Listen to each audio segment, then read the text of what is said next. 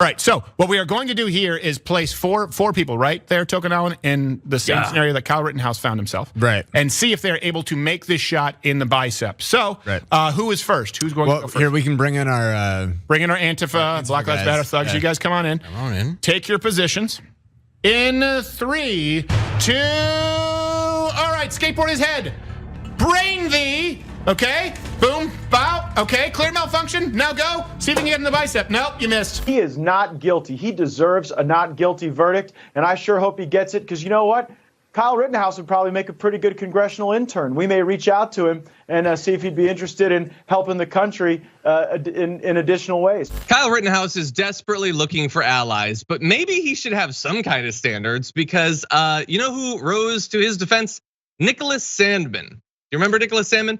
Nicholas Sandmann was the kid who was in that trip to the Capitol, and there was this standoff with these Native American activists, and the big media blow up about it, and then the right declared victory that these kids were awesome and totally didn't do anything wrong in this, and I think that's incredibly debatable.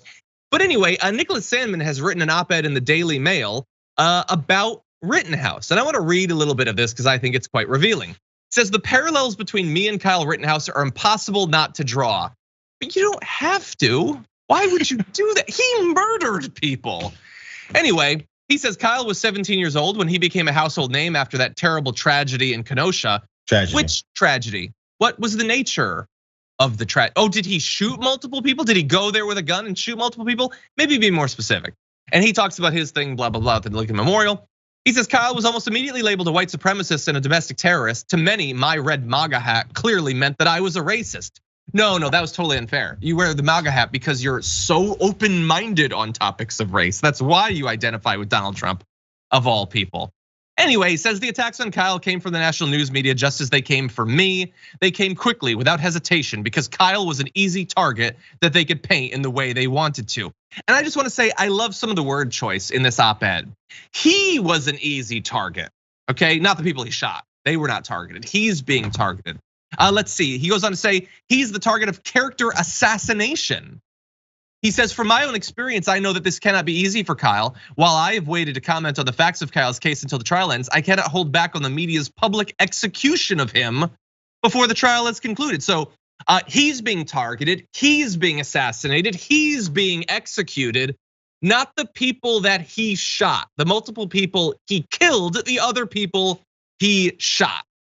So look, Rittenhouse didn't necessarily ask for any of this. This is on Nicholas Sandmann. But I will remind you of what I said when the Nicholas Sandmann thing was going on. I have no idea what's in his heart or in his mind, but I know someone who loves the right-wing media attention they're getting, and he's gonna be looking for that for the rest of his life.